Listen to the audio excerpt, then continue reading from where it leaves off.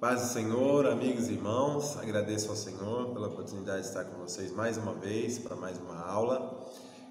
E eu quero aqui, antes de nós iniciarmos, parabenizar as Assembleias de Deus no Brasil, especialmente o Ministério do Belém, o qual nós fazemos parte, por mais um ano de existência, mais um ano de história. São 109 anos no total, desde que os missionários fundaram a nossa igreja aqui no Brasil, e essa semana é uma semana muito especial por conta desse aniversário, amém? Mas hoje nós estamos na lição de número 12, que vai falar sobre a conduta do crente em relação à família, em relação à sua família. Nós estamos seguindo ainda a nossa revista do segundo trimestre de 2020, cujo tema é a igreja eleita, fala sobre a igreja eleita, a igreja do Senhor. Vamos fazer aqui a leitura do texto áureo, que está na carta aos Efésios, no capítulo 5, versículo 31, que diz: Por isso deixará o homem seu pai e sua mãe, e se unirá à sua mulher, e serão dois numa carne. A verdade prática diz que Deus estabeleceu o casamento monogâmico, heterossexual e indissolúvel, isto é, a instituição da família para a glória do nome dele. A leitura bíblica em classe se encontra na carta aos Efésios ainda, do capítulo 5, do versículo 21 até o 33, e também uma pequena parte do capítulo 6, do versículo 1 ao 4. Vocês anotem aí, vocês podem fazer a leitura em casa. Vamos fazer uma breve oração, irmãos, para nós iniciarmos. Querido Deus, eterno Pai, agradecemos ao Senhor por mais uma vez o Senhor concedeu a oportunidade, Deus, a nós, para que nós possamos aprender mais sobre a Tua Palavra. Meu Pai, nós pedimos que o Senhor alcance poderosamente as pessoas que irão assistir essa aula, que já estão assistindo essa aula, para que elas possam compreender a Tua Palavra, e tudo que não for esclarecido aqui com essa videoaula, o Senhor possa esclarecer em seus corações. Que essa aula possa trazer mudanças, ó Pai, por Teu intermédio, a vida e a família das pessoas. Em nome do Senhor Jesus, nós agradecemos. Amém. Amados, hoje então nós vamos dar sequência às nossas lições. E na aula passada nós estudamos baseados no capítulo 4 da carta aos Efésios, e nós falamos sobre algumas das qualidades essenciais para o viver cristão, que nós precisamos pedir ao Senhor que nos capacite para viver em unidade como o corpo de Cristo. Nós falamos então sobre a humildade, a mansidão e a longanimidade, o que se relaciona muito bem com o tema da lição também de hoje, é a conduta do crente em relação à família. Um grande desafio que sempre existiu na humanidade é o viver em unidade, o viver em comunidade, o viver socialmente. Depois da grande queda, do pecado, onde cada extensão do homem foi prejudicada por causa desse veneno, dessa doença que é o pecado. O nosso tema principal de hoje, então, é falar dessa convivência em família, que é a principal instituição que o Senhor estabeleceu aqui na terra. Somente através do poder regenerador do Espírito Santo é que nós somos então capacitados a viver harmoniosamente em família. No capítulo 5 de Efésios, que nós entramos hoje, Paulo dá uma grande ênfase à vida em família. Ele não só nos desafia, mas também pela autoridade que lhe foi concedida pelo próprio Jesus, ele expressa o que nós entendemos pela construção do texto, a construção gramatical, que é um mandamento para toda a igreja. Ele diz lá no versículo 18, do capítulo 5, e não vos embriagueis com vinho. Eu gosto bastante dessa passagem, irmão. E não vos embriagueis com vinho em que há contenda, mas enchei-vos do Espírito. Na sequência do capítulo, reparem que os tradutores, infelizmente, colocam lá um subtítulo fazendo a separação dos versículos. Se você tiver aí com a Bíblia nas suas mãos, você vai ver que eles colocam um subtítulo lá depois do versículo 21. E isso é ruim, porque faz a gente entender que Paulo, ele encerra um assunto, né, o assunto que ele estava falando, e ele começa um outro assunto a partir do versículo 22. Só que o versículo 21 e o versículo 22, eles estão totalmente conectados um com o outro. O que ele está falando antes do versículo 21 é totalmente ligado ao que ele começa a falar no versículo 22. Começa a falar não, aliás, que ele continua a falar, né? Ele não encerra um assunto e começa outro. É todo o mesmo assunto, o mesmo ensino. O que ele quer ensinar aqui é que ser cheio do Espírito Santo não tem a ver com a expressão dos dons espirituais e nem com moveres externos. Muita gente acaba caindo no engano e pensam que ser cheio do Espírito Santo tem a ver com o mover dele em nós, quando ele nos habilita com poder. Por exemplo, tem muita gente que vê um camarada na igreja e fala: olha lá o fulano, fala em línguas todos os cultos, fulano profetiza para todo mundo, ele revela até o RG, quando fulano ora, Deus cura qualquer enfermidade, quando fulano prega, todo mundo chora e o poder desce, as pessoas olham para uma pessoa assim e falam: isso aí é cheio do Espírito Santo, está cheio de poder. Entendam, irmãos, há momentos que verdadeiramente o Espírito Santo nos reveste com uma porção especial do seu poder, e nos conduz, nos leva a fazer coisas extraordinárias. Porém, o que é evidente na Bíblia, especialmente em ensinos como esse que nós lemos lá em Efésios 5, é que ser cheio do Espírito Santo é evidenciado, é mostrado nas coisas comuns do nosso dia a dia. Por exemplo, como Paulo ensina nesse capítulo, ser cheio do Espírito Santo, ele ensina que tratar bem a esposa, a esposa tratar bem o marido, os pais educarem bem os seus filhos, os filhos respeitarem os pais. Na sequência aí do capítulo 5, vocês vão ver no capítulo, quando ele entra no capítulo 6, ele continua ensinando que ser cheio do Espírito Santo é um patrão que trata bem os seus funcionários, funcionários que respeitam, tratam bem os seus empregados. Isso é um cristão cheio do Espírito Santo. Então, nessa aula nós falaremos sobre isso, que ser cheio do Espírito Santo é evidenciado e comprovado pela forma com que você age, com que você pensa, como você se veste e vive de modo geral na sociedade, e principalmente dentro do seu lar, com a sua família. Ser cheio do Espírito Santo, irmãos, entendam? Dentro do culto, no culto ou dentro da igreja é fácil. É fácil ser cheio do Espírito Santo dentro da igreja, no culto, mas como que é a sua vida fora da igreja? Quando o seu pastor não está te vendo, como é que é a sua vida? Como é a sua vida quando os irmãos da igreja não estão vendo você?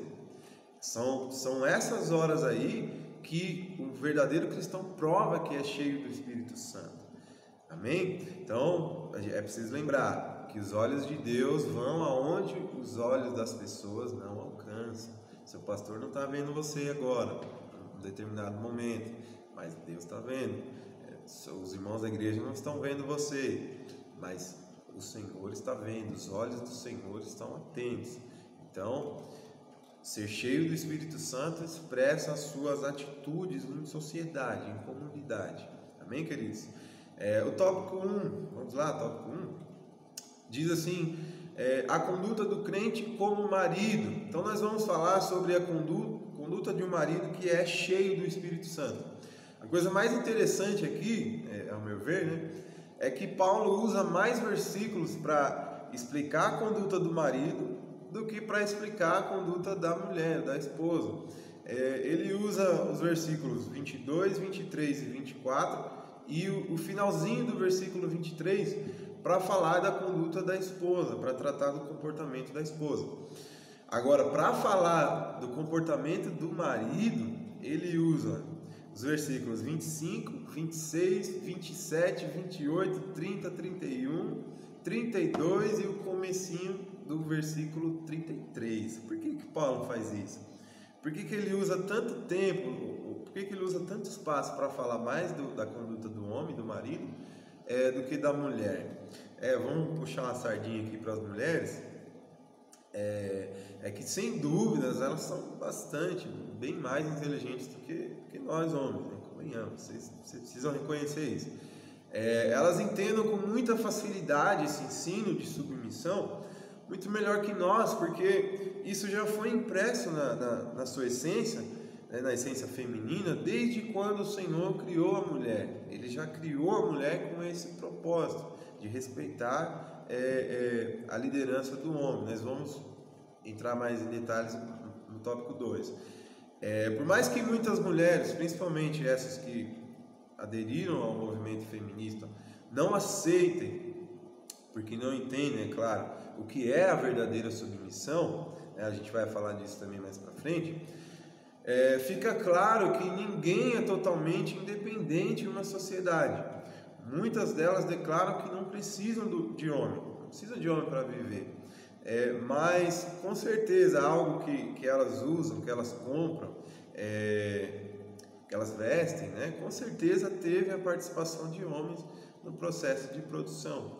Comprou uma bolsa, com certeza algum funcionário da fábrica que fez a bolsa era homem. Então ninguém é independente na sociedade. E da mesma forma, os homens são dependentes das mulheres em vários aspectos, em vários sentidos. As pessoas precisam entender que o Senhor nos criou para viver em sociedade, ou seja, uma sociedade são indivíduos que dependem um do outro, que cooperam entre si para o bem maior, para o bom andamento da sociedade, né, da comunidade. Então nós fomos criados para isso por Deus, para viver juntos, em harmonia. Então isso é interessante que na história as grandes conquistas de uma sociedade, elas só foram realizadas, só foram conquistadas quando as pessoas se uniram e lutaram em um objetivo comum. As maiores conquistas só foram alcançadas porque foi resultado de cooperação, foi resultado de trabalho em equipe, trabalho junto, tanto de mulheres quanto de homens.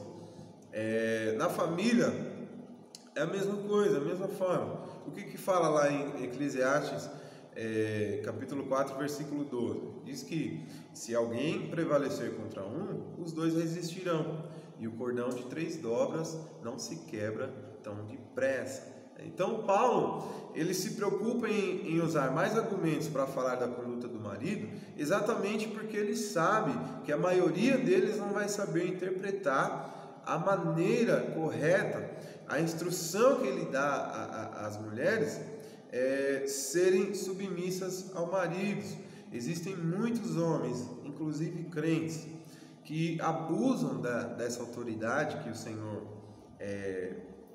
determinou ao homem, e tratam suas esposas como se elas fossem suas escravas, como se elas devessem fazer tudo o que eles mandam, o que eles pedem. Eles submetem ela a um padrão terrível, que nenhuma mulher merece ser tratada. Então por isso Paulo usa todos esses argumentos para ensinar que a autoridade do marido sobre a mulher deve ser seguida pelo modelo da autoridade que Cristo tem sobre a igreja, e deve ser acompanhada também pelo mesmo zelo e dedicação que o Senhor tem pela sua noiva, né, pela igreja. O engraçado é que as mulheres também acham que é fácil ser marido, mas não é. Olha o nível aí de exigência que Paulo determinou para os maridos. O padrão que nós devemos seguir, nós maridos, é o padrão próprio de Cristo, do próprio Cristo. Então, ser comparado a qualquer outro homem é fácil, né? Ser comparado a qualquer outro homem é fácil, mas ser comparado ao próprio Cristo, nossa, pelo amor de Deus, né? O exemplo que o marido então ele tem que seguir é um exemplo altíssimo, né? Olha o que Paulo diz: amai as vossas esposas como Cristo amou a igreja. Olha então o nível aí que Paulo exige do comportamento dos maridos. Então, se o marido deve seguir o exemplo de Cristo pela igreja, esse amor vai envolver pelo menos 3 coisas, 3 aspectos. Primeiro, No versículo 25, Paulo diz que envolverá sacrifício. Esse amor, esse zelo vai envolver sacrifício. Segundo, versículos 26 e 27, o amor do marido será um amor santificador, é um amor que santifica, é um amor que leva o marido a se preocupar com a santificação da esposa. Tanto que Paulo diz que nós seremos responsáveis por apresentar as nossas esposas a Deus, da mesma forma como Cristo irá apresentar a sua noiva, ou seja, a igreja, ao Pai, a Deus. E terceiro, versículos 28 a 30, diz que o amor do marido, além de sacrificial e além de santificador, deve trazer também satisfação. Ou seja, eu devo amar a minha esposa, eu devo zelar por ela para trazer satisfação, com o objetivo de trazer satisfação à minha esposa, né, à sua esposa. Então, a função do marido na família não se resume como muitos acham e dizem, né, até joga na cara da esposa, infelizmente, não se resume a trazer o sustento para o lar, porque isso a mulher também pode fazer. A palavra de Deus não proíbe que a mulher trabalhe, né? E a mulher faz isso muito bem também, né? Tem várias esposas por aí que ganham mais do que o marido. Isso é bem nítido, né, na sociedade. Mas o ensino bíblico, é claro, quando mostra que o marido tem diversas responsabilidades no seu lar. E a sua responsabilidade maior e primeira é com certeza amar e cuidar da sua esposa, como ele cuida e ama a si mesmo, como Paulo ensina na parte B do versículo 28 e 29.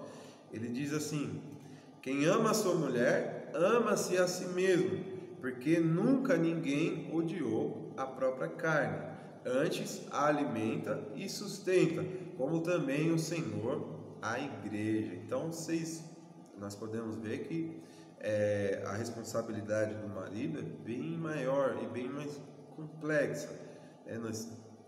Amar a esposa como Cristo amou a igreja envolve muita coisa, né? Então essa foi a posição que o Senhor colocou sobre a vida do homem, do esposo, do marido.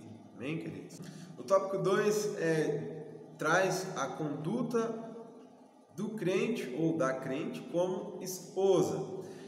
A principal coisa que nós vamos esclarecer nesse tópico, e eu achei interessante trazer sobre isso aqui para vocês, o sentido, o significado de ser submissa ao marido. Ser submissa ao marido não significa que a mulher é inferior a ele. A submissão que Paulo escreve em Efésios 5:22, na verdade diz respeito às funções, à posição, ao papel que Deus estabeleceu para o homem e para a mulher, pois a Bíblia afirma que o homem deve ser o cabeça, o líder do lar, e a mulher sua auxiliadora, sua ajudadora. Ela deve estar ao seu lado, ajudando a tomar decisões e manter a ordem no lar, tá? Então a gente vai focar nessa palavra aí, submissão. Há muitas pessoas que se consideram cristãs, mas ainda não entenderam o que isso significa. Isso é bastante triste. Tanto o marido como a mulher erram bastante, sem conseguir entender o que significa essa submissão, e o homem sem entender o que significa essa autoridade, né? As pessoas erram, né? Nós erramos. É importante nós nos incluirmos, né, em tudo. Nunca fale dos outros, fale de si próprio, né? Nós erramos bastante em entender o que significa essas duas posições, submissão e autoridade. Por exemplo, a mulher erra em se submeter à autoridade abusiva do marido. Há muitas mulheres que de repente são maltratadas em casa, até mesmo são agredidas fisicamente e não têm coragem de denunciar, de libertar-se disso.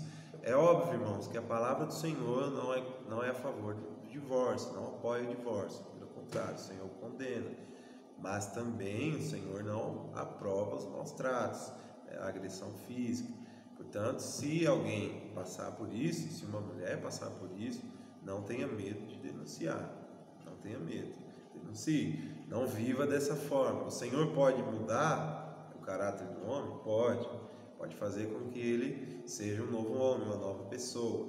Mas não aceite certos tipos de abuso. Então, a mulher muitas vezes erra nessa parte, né, de se submeter a essa autoridade abusiva, escravizadora do marido. E o homem, no caso, erra por abusar dessa autoridade que o Senhor deu.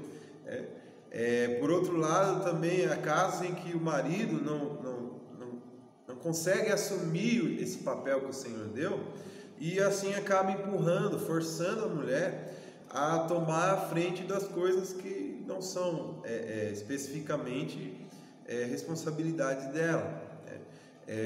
Eu gosto muito de John Piper, ele é bom demais, e ele fala o seguinte sobre a submissão. Ele diz assim: submissão não significa abandonar o seu cérebro no altar. Olha o impacto dessa frase.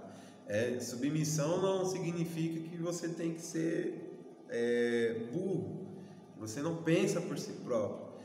Não quer dizer que o homem tem que pensar pela mulher, decidir tudo pela mulher. Não. Submissão é estar os dois ali, lado a lado. Submissão, a gente vai ver aqui mais para frente, que a palavra submissão trata de aceitar a autoridade do homem dentro do lar. Tá? A gente vai explicar isso mais para frente melhor. Então isso é bastante expressivo, porque a ignorância ou a falta de conhecimento nos leva a cometer esses erros terríveis, em todas as áreas da nossa vida, inclusive aí na convivência com a nossa família. Efésios 5:23 diz: pois o marido é o cabeça da mulher, como também Cristo é o cabeça da igreja, que é o seu corpo, do qual ele é o Salvador.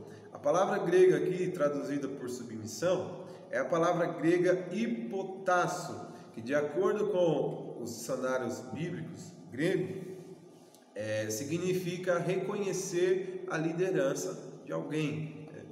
O significado literal, então, dessa palavra não tem a ver com inferioridade, não reduz a mulher, mas se refere às questões de organização e de ordem no lar. Eu gosto muito de ouvir as pregações e ler os livros do pastor Augusto Nicodemos, recomendo, onde no livro A Bíblia e a Sua Família, ele define a submissão dessa forma. Eu vou ler aqui para vocês. Sujeitar-se significa colocar-se sob a autoridade de alguém, significa submeter-se, obedecer. O conceito neotestamentário, ou seja, do Novo Testamento, de submissão a alguém que está em autoridade, não implica a inferioridade do que se sujeita e nem a superioridade do que está em autoridade. Trata-se de funções e não de valor pessoal. Homem e mulher são iguais, embora desempenhem papéis diferentes. Vocês estão vendo aí? Então, a submissão bíblica não tem a ver com inferioridade. A mulher não se torna inferior por ser submissa. Não, porque homem e mulher são iguais diante de Deus. Tanto o homem quanto a mulher foram feitos à imagem e à semelhança de Deus. Então, submeter-se biblicamente é aceitar a autoridade de alguém, do homem, na casa. O texto de Efésios, capítulo 5, versículo 22, não é um texto que trata de uma questão cultural da época, porque após o versículo 22, Paulo usa um argumento teológico para explicar o porquê que a mulher precisa ser submissa, ou seja, precisa reconhecer a liderança do marido. Ele diz assim: pois o marido é o cabeça da mulher, como também Cristo é o cabeça da igreja, que é o seu corpo, do qual ele é o Salvador. Assim como a igreja está sujeita a Cristo, também as mulheres estejam em tudo sujeitas aos seus maridos. Parece que hoje em dia a palavra submissão tem sido entendida como ser inferior, como um sentido de escravidão, entre outras coisas. Mas a submissão na Bíblia, então, é algo feito com livre e espontânea vontade. O sentido da palavra grega hipotasso traz exatamente o sentido de aceitar a liderança de alguém e também apoiar essa liderança. Uma tradução de Efésios 5:22 com esse sentido seria mais ou menos assim: mulheres, reconheçam que o seu marido é o líder, assim como vocês aceitam que o Senhor é. Então, dessa forma ficaria bem mais fácil de entender, né, irmãos? Mas a Bíblia, ela jamais afirma que a mulher é inferior ao homem, como nós dissemos, mas pelo contrário, a função dela, a função a qual o Senhor determinou para a mulher é de ser uma ajudadora para o homem. Gênesis 2:18 diz: e disse o Senhor Deus: não é bom que o homem esteja só, far-lhe-ei uma ajudadora idônea para ele. O termo aqui, ajudadora, vem do hebraico ezer. E em todo o Antigo Testamento, essa palavra é usada para descrever até mesmo Deus, o próprio Deus, né, na medida em que Ele ajuda o seu povo. Por exemplo, no Salmo 118, verso 7, diz assim: o Senhor está comigo entre os que me ajudam, por isso verei cumprido o meu desejo nos que me odeiam. Então, a ajudadora que Deus deu, então, a Adão, era uma extensão da ajuda do próprio Deus, porque ele cria a mulher e leva ela até Adão. A ajudadora, então, é um modo como Deus torna o não bom em muito bom. Foi isso mesmo que ele disse. Ele diz: não é bom que o homem esteja só. Após ter criado a mulher, ele disse: é muito bom. E Deus achou muito bom. Então, esse papel de auxiliadora que a mulher tem é um chamado totalmente elevado, é um chamado sublime, e não, eu acredito que não traz humilhação à vida da mulher que se adapta a isso, que adere a isso. Um ajudador ou um ajudante não significa estar abaixo daquele a qual está ajudando, está se ajudando, mas sim é uma extensão da capacidade que dois têm ao invés de um. É por esse motivo que na matemática os números pares eles são chamados de números inteiros ou números perfeitos, pois com eles é possível aplicar qualquer operação matemática com o mínimo de dificuldade. Você vai pegar 10 dividido por 2, que são números pares, você vai ver que é 5. Então, agora você pega o 5 e divide por 2, já é uma conta bem mais difícil, né? Então, o que um não faria perfeitamente, dois conseguem fazer. E esse é o sentido da palavra ajudadora que o Senhor se refere à mulher. Até mesmo Cristo, sendo Deus, foi submisso. A Bíblia diz, por exemplo, lá em Lucas 2:21, que ele foi submisso aos seus pais. E a palavra submisso, desse versículo aqui, de Lucas 2:21, é a mesma palavra que aparece em Efésios 5:22, a palavra grega hipotasso. E isso não significa que Cristo, sendo Deus, era inferior aos seres humanos. Ele só estava cumprindo o mandamento de honrar pai e mãe. E isso não fez com que ele se tornasse inferior ou de menos importância que os seus próprios pais, mas o tornou alguém que reconhece e respeita a autoridade dos pais, e que isso é algo que faz bem à nossa vida, né? O próprio Senhor disse lá em Mateus 5 que ele não veio abolir a lei, mas ele veio cumprir. Então ele cumpriu todos os aspectos da lei, até mesmo o de honrar pai e mãe, obedecer pai e mãe. Lá em Colossenses 3:18 e 19, Paulo diz assim: mulheres, sujeitem-se aos seus maridos, como convém a quem está no Senhor. Maridos, amem as suas mulheres e não as tratem com amargura. Quem ama, irmãos, não trata com amargura, não rebaixa a pessoa que ama, Pelo contrário, ele faz de tudo para ver a pessoa feliz. É como afirmam esses versículos aí: o marido deve amar, cuidar e proteger a sua esposa. Ao estabelecer a família, Deus também determinou papéis diferentes, funções diferentes para o homem e para a mulher. Apesar de dele ter criado os dois iguais, Deus atribuiu a cada um deveres e privilégios diferentes. É muito importante conhecer e assumir os papéis, deveres e privilégios do marido e da esposa, segundo o que Deus estabeleceu. É um princípio fundamental e de muita importância para o sucesso do matrimônio. Em sua infinita graça, Deus designou um membro para ser líder do lar, protetor e provedor, e outro como sua companheira, amiga e o complemento da família. A mulher, então, a esposa, é o coração do lar. É alguém para ajudar o homem em sua liderança e também tomar as decisões necessárias para o bom andamento do seu lar, bom andamento da família. Tópico 3, então, amados, já falamos nos tópicos anteriores sobre o papel, a conduta do crente como marido, a conduta da esposa, a conduta da crente como esposa, e agora o terceiro tópico vai falar sobre a conduta do crente como filho. Uma coisa que fica clara no ensino bíblico sobre família é que se o nosso cristianismo não é capaz de mudar o nosso relacionamento com a nossa família, ele é um cristianismo falido. Você falhou como cristão, né? É impossível ser um jovem ou um adolescente ou um filho, seja de qualquer idade, fiel, abençoado e cheio do Espírito Santo sem obedecer os pais. É impossível.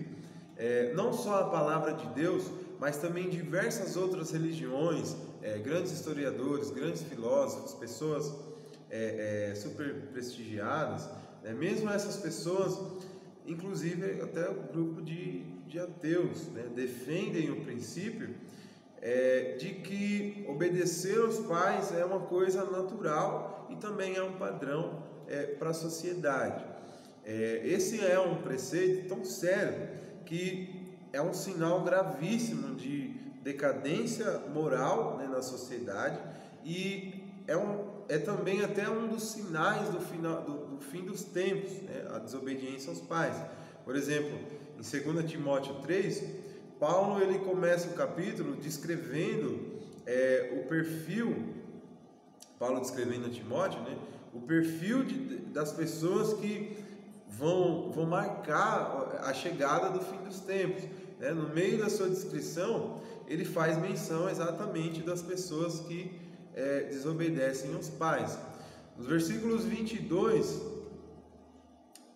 para reforçar o seu ensino, Paulo usa, nos versículos 2 e 3, aliás, para reforçar o seu ensino, Paulo usa preceitos da lei de Deus, da lei do Antigo Testamento, para comprovar que obedecer e honrar os pais fazem parte dessa lei, fazem parte do mandamento do Senhor. Inclusive, obedecer e honrar os pais é um dos 10 mandamentos. O interessante é que ele diferencia obedecer de honrar, porque honrar vai muito além de obedecer. Os filhos, eles devem não apenas obedecer aos pais, mas também amá-los, respeitá-los, cuidar de seus pais. Isso é honrar os seus pais, é respeitar, é tratar bem. Isso simboliza a honra que os pais merecem. Aliás, isso caracteriza a honra que eles merecem receber. É possível obedecer sem honrar.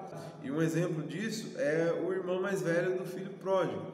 Ele mesmo disse, seu pai, depois que o filho pródigo chegou, ele diz ao seu pai que sempre ele foi obediente, sempre ele esteve ali com o pai, mas pelo seu perfil, pelas características que ele apresenta, ele com certeza não honrava seu pai como ele merecia ser honrado. Filhos que não cuidam dos seus pais na velhice, são filhos que, aqueles tipos de filhos que trazem flores, né, até o caixão dos pais depois que eles morrem. Depois que morrem, quem é que vai querer receber flor? Ninguém. Mas quando morre, está lá, se deita no caixão, chora. Mas por que não honrou o pai e a mãe enquanto estavam vivos? Então, ele também ensina que honrar pai e mãe é honrar a Deus. Paulo ensina que honrar pai e mãe é honrar a Deus. Passagens como Levítico 19, de 1 a 3, Levítico 20, versículo 9, Deuteronômio 21, no capítulo 18, do versículo 18 até 21 também. Todas essas passagens ensinam que resistir à autoridade dos pais é ir contra a autoridade do próprio Deus. Então, nesse mesmo ensino, ainda fazendo referência à lei, Paulo relembra que honrar pai e mãe é algo que agrada ao Senhor, e não somente agrada ao Senhor, mas também nos traz benefícios, tanto espirituais como benefícios materiais, físicos. Isso está lá em Efésios 6, versículo 2 e 3. A primeira coisa, o primeiro benefício que honrar o pai e mãe pode trazer é o benefício da prosperidade. Nós temos exemplos lá no Velho Testamento que honrar pai e mãe traz benefícios como posses, terras, propriedades, bênçãos materiais, bênçãos físicas. Já no Novo Testamento a gente vê que nós somos abençoados com toda sorte de bênçãos espirituais em Cristo, quando nós honramos os nossos pais e as nossas mães. Segunda coisa, honrar os pais traz longevidade. Um filho obediente dificilmente, irmãos, ele passa por apertos, por coisas ruins, porque ele se preocupa em seguir os conselhos dos pais, que com certeza carregam uma extensa bagagem de experiência e de conhecimento em suas vidas. Vamos ser sinceros, se a gente tivesse escutado mais os nossos pais, a gente teria evitado muita dor nas nossas vidas, apesar de que as dores trazem experiência também para nós. Mas muita coisa a gente podia ter evitado se tivesse escutado os nossos pais. Colossenses capítulo 3, versículo 20, fala que os filhos devem obedecer os seus pais em tudo. E o interessante é que em Efésios 6, no versículo 1, ele complementa esse ensino de que os filhos têm que obedecer o pai em tudo, quando ele diz que devem obedecer no Senhor. O que Paulo está ensinando aqui? Ele está dizendo que os filhos devem obedecer aos pais porque eles são servos de Cristo, tanto os pais como os filhos. Eles devem aos pais, eles devem honra e obediência aos pais, primeiro por causa do relacionamento que eles têm com Cristo. Em Cristo a família vive a plenitude do propósito original ao qual o Senhor pré-estabeleceu, desenhou. Em Cristo há restauração no relacionamento familiar, porque nós estamos exatamente em Deus. E porque nós estamos em Deus, porque nós estamos em Cristo, esse relacionamento é purificado de todo sentimento destrutivo que arruína a família, que leva a família à completa destruição. Através de Cristo, os filhos aprendem a obedecer aos pais, exatamente porque isso é agradável ao Senhor, como diz Colossenses 3:20. Na época em que ele escreveu, havia um regime de lei que se chamava Pátria Potestas, que dava o direito ao pai não só de castigar os seus filhos, mas também de vendê-los, de escravizá-los, abandoná-los e até algumas vezes tirar a vida do próprio filho, dependendo do que acontecesse, do que o filho fizesse. Então Paulo ensina que o pai cristão ele deve imitar não um modelo mundano, mas um modelo de paternidade que o Senhor exerce.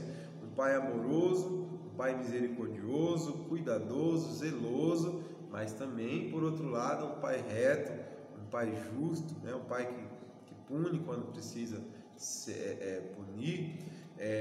Então, ele ensina que os pais devem cuidar tanto da vida física e emocional dos seus filhos. A palavra criar no grego é equitrefo,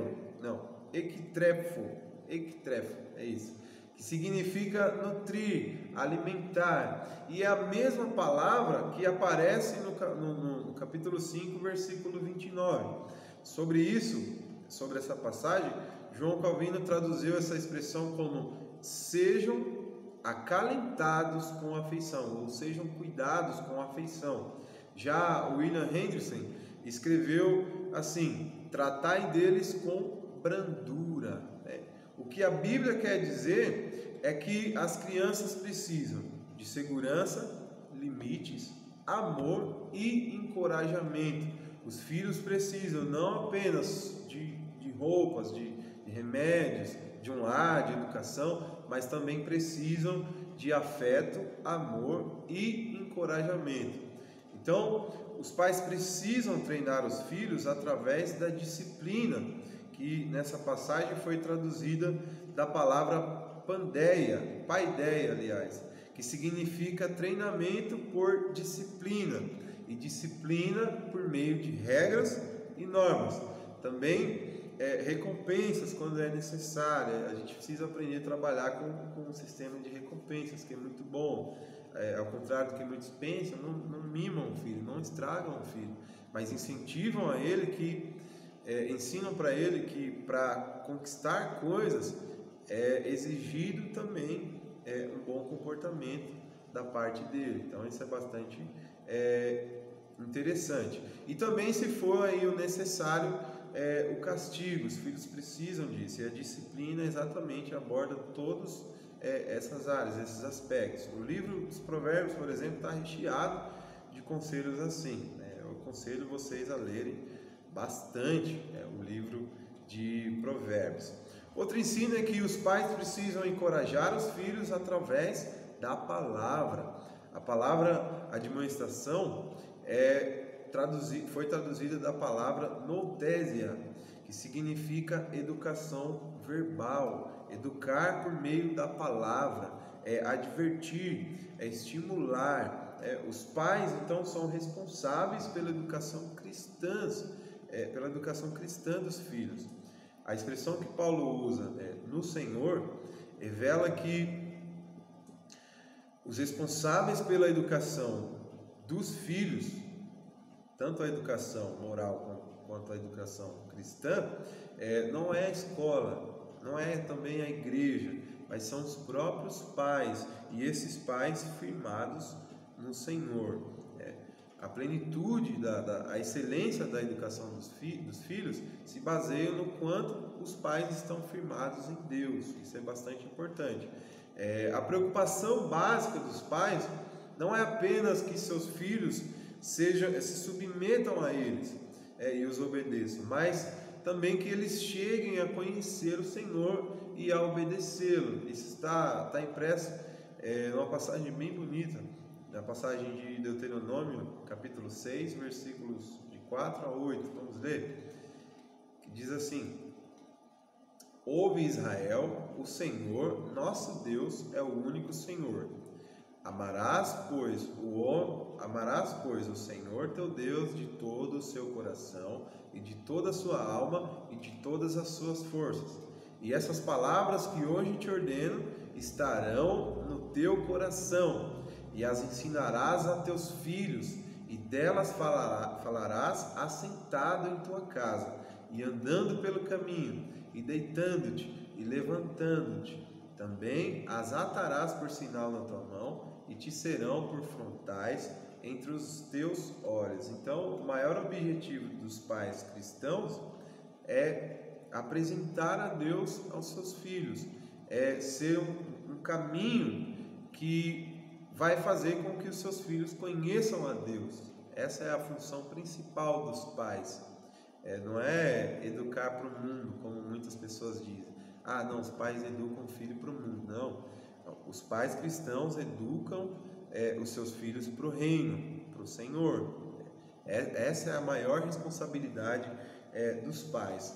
Então, para concluir a nossa aula, o objetivo de hoje é deixar claro que só há uma forma de nós vivermos bem, tanto em sociedade como principalmente em família, tendo Deus como a base de tudo, é buscar o enchimento do Espírito Santo diariamente, leitura da palavra em conjunto, o marido também, a esposa, na hora que está almoçando, ou separa um horário, vamos reunir todos, vamos ler a palavra juntos, o esposo chamar a mulher para orarem juntos, jejuarem juntos, consagrarem juntos, né? E isso remeter a vida também dos filhos, isso é bastante importante.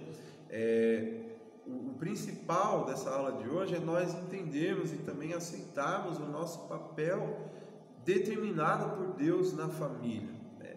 Há funções que Deus deixou determinado para o homem e há funções específicas que Deus deixou explícito, né, para a mulher realizar. Isso é bastante importante. Não deve ser um relacionamento sufocante, um relacionamento onde um domina, onde um estabelece as regras, onde só uma voz é ouvida, não, mas sim onde os dois caminham em conjuntos, um auxiliando o outro, mas ambos respeitando os seus papéis dentro da família. Viva assim, tente viver dessa forma, tente trazer esse ensino para o seu lar, para a sua casa, para os seus filhos, e você vai viver uma vida como talvez você nunca viveu antes em sua família. Amém, queridos? Vamos orar para nós terminarmos? Pai querido e bendito, agradecemos, Senhor, por tudo que o Senhor nos ensinou e nos explicou no decorrer dessa aula. Nós pedimos, Senhor, nós suplicamos que o Senhor nos ensine a viver o enchimento do Teu Espírito Santo, Senhor, e que esse enchimento do Teu Espírito Santo seja evidente nas nossas vidas, no trato com a nossa esposa, ou no trato da esposa com o marido, ou no trato dos pais com os filhos, dos filhos com os pais, e não somente no núcleo da família, mas também no núcleo da sociedade, Senhor, que nós aprendamos a tratar bem as pessoas, aqueles que estão em posições superiores a nossa, também os que estão em posição inferiores a nossa, mas que o Senhor nos encha, Senhor amado, do fruto do Teu Espírito Santo, para que nós possamos viver bem em unidade, da forma como que o Senhor planejou. Que o Senhor abençoe a vida de quem assistiu essa aula, e que a cada dia o Senhor nos abençoe e nos capacite para aprendermos mais ainda, Senhor, e absorvermos, e não só aprendermos, mas a praticarmos totalmente a Tua palavra, da mesma forma com que o Senhor deseja. Eu sou grato ao Senhor por tudo. Derrama bênçãos sobre cada lar neste momento, derrama bênçãos, derrama cura, libertação, derrama plenitude da Tua paz sobre cada família a qual essa aula chegou, em nome do Senhor Jesus. Amém. Deus abençoe a vida de vocês, meus irmãos. Até uma próxima aula. Se possível, se você gostou da aula, deixa aí o seu joia. Se possível, compartilhe essa aula, e também esteja livre para comentar. Se você discordou de algum ponto, ou se você concordou, esteja livre para nos abençoar. Amém? Deus abençoe. Até a próxima.